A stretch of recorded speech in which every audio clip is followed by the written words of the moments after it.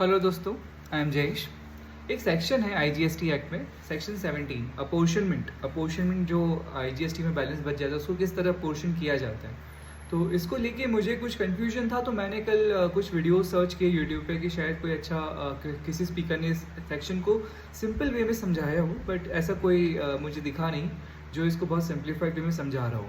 Then finally what I decided कि मैं इस सेक्शन को एक बार गो थ्रू करके फिर मैं इसको सिंपल लैंग्वेज में एक आम आदमी के लिए रख दूँ, ताकि कोई सीए स्टूडेंट भी है, अगर वो उस चीज़ को रिवाइज करना चाहता है कि सेक्शन 17 में क्या बातें हैं, मुख्य बातें जो हमको क्लिक हो जाए फटाफट, तो मैंने उस एंगल से ये वीडियो बना रहा हूँ। देखिए, सेक्शन 17 क्या कहता है यार, सिंपल सी बात है। आईजीएसटी की रेवेन्यू किसकी होती है? वो पूरी की पूरी सेंट्रल की नहीं है, वो पूरी की पूरी स्टेट की नहीं है, दोनों की है, राइट? क्योंकि अगर ये पूरी की पूरी सेंट्रल की हो जाती तो फिर स्टेट गवर्नमेंट्स को दिक्कत हो जाती, वो लोग कभी एग्री नहीं होते ये जीएसटी एक्ट के लिए। तो इसको क्या है, देखो, सबसे पहले मान लो एग्जाम्पल से चलेंगे हम लोग। अब पहली बात तो ये होता है कि आईजीएसटी में बैलेंस कुछ बचेगा कि भी नहीं बचेगा।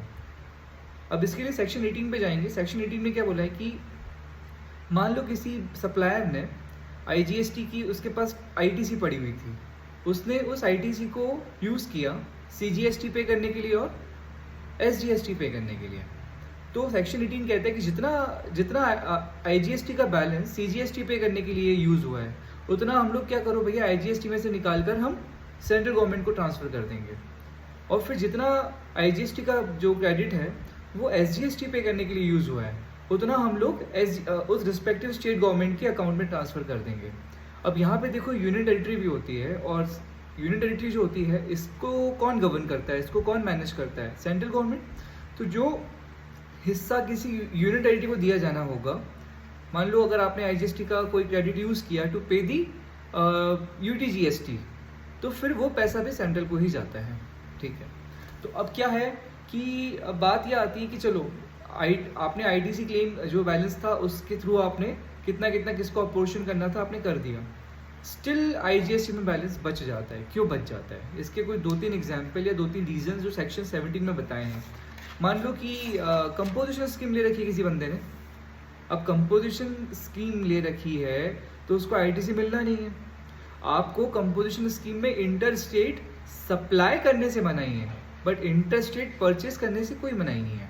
तो जब आप इंटर स्टेट परचेस करोगे ना, तो आपको आईजीएसटी लग के आएगा। अब आईजीएसटी में पैसा तो गया है, लेकिन आप उसका आईटीसी क्लेम करने वाले हो नहीं, तो वो पैसा वही बैलेंस पड़ा रह जाएगा। उसके अलावा मान लो आप एक अनरजिस्टर्ड डीलर हैं, अनरजिस्टर्ड सप्लायर हैं, आपने परचेज की तो आपको आईजीएसटी लग गया। अब आगे आप तो बिल बनाओगे नहीं ना, कोई टैक्स इनवॉइस इशू करोगे नहीं, तो आपको आईटीसी आपको यूज़ करना नहीं है, तो वो वाला पैसा भी आईजीएसटी में पड़ा रह जाएगा। अब किसी ने इम्पोर्ट किया किसी ने, और वो बंदा जो इम्पोर्ट करने वाला है वो अनरजिस्टर्ड है, तो वो भी आईटीसी क्लेम कर नहीं पाएगा। आईजीएसटी लग के तो आएगा, लेकिन कोई आईटीसी क्लेम होना नहीं है। तो ये सारे एग्जाम्पल्स हैं। इसके अलावा और कोई बात तो उन्होंने कही नहीं है। हाँ, एक और बात है कि यार हमने ये भी पढ़ा है कि आईटीसी क्लेम करने की टाइम लिमिट होती है। मान लो किसी भी फाइनेंशियल ईयर की आईटीसी है, तो उसका कब तक यूज़ कर सकते हो? आप उसको फॉलोइंग फाइनेंशियल ईयर, जो आने वाला साल है, आने वाला फाइनेंशियल ईयर है, उसके 30 नवंबर या फिर एनुअल रिटर्न जो फाइल होता है, विच एवर इज अर्लियर, वहाँ तक यूज़ कर सकते हो। अब मान लो कि आप डेट निकल चुकी है, तो वो आपका आईजीएसटी लग के तो आया, बट वो क्रेडिट को आप यूज़ नहीं कर पाओगे, तो वो भी बैलेंस कहाँ पड़ा रह जाएगा? उस प्रॉपर आईजीएसटी अकाउंट में। अब आप होना क्या है, अब यार आईजीएसटी में पैसा पड़ा हुआ है तो उसको कहीं ना कहीं तो दो ना यार, उसको देना तो पड़ेगा। तो उसके लिए क्या बोला है, देखो बहुत सिंपल है। सबसे पहले तो हम ये समझे कि आईजीएसटी रेवेन्यू है किसकी।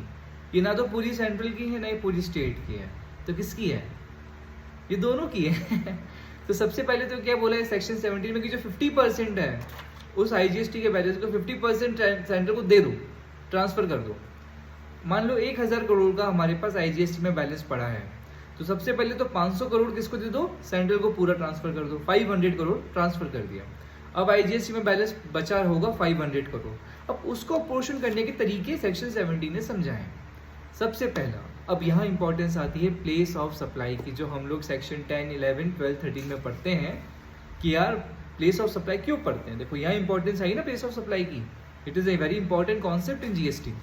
अब प्लेस ऑफ सप्लाई में क्या होगा कि अब हम लोग इस 500 करोड़ का जो हमको ट्रांसफ़र करना है, तो हम देखेंगे कि इसका प्लेस ऑफ सप्लाई क्या है, क्योंकि जीएसटी जो है ये कैसे है, destination based tax, consumption tax है।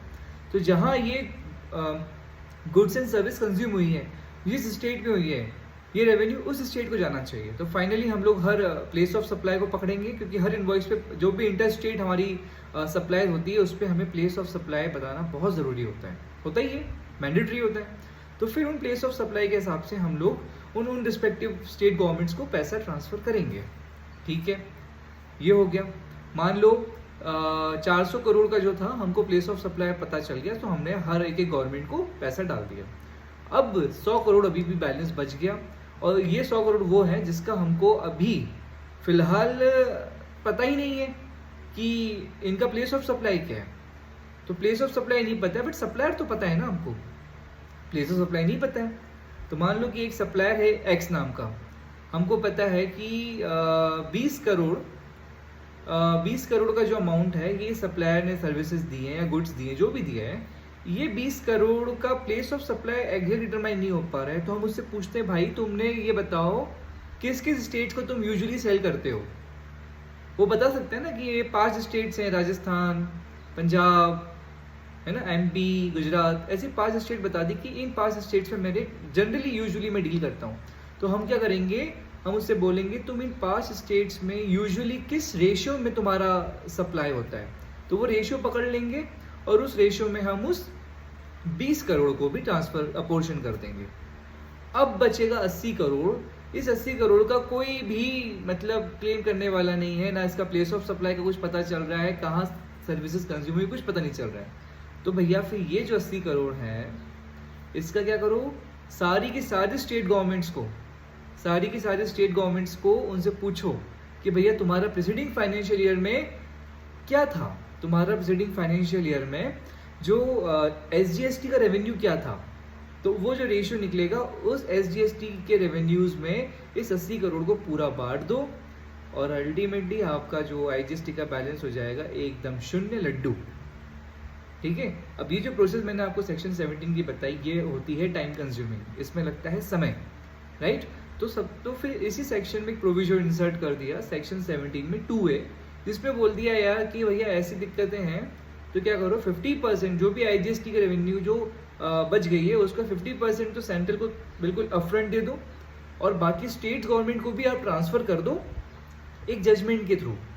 और फिर जब आपकी कैलकुलेशन पूरी हो जाए तो जो प्लस माइनस हो, एडजस्टमेंट्स हो, वो आप बाद में करते रहना, बट ये ताकि किसी का भी रेवेन्यू ब्लॉक ना हो, बस इस मकसद से उन्होंने ये प्रोविजन दे दिया।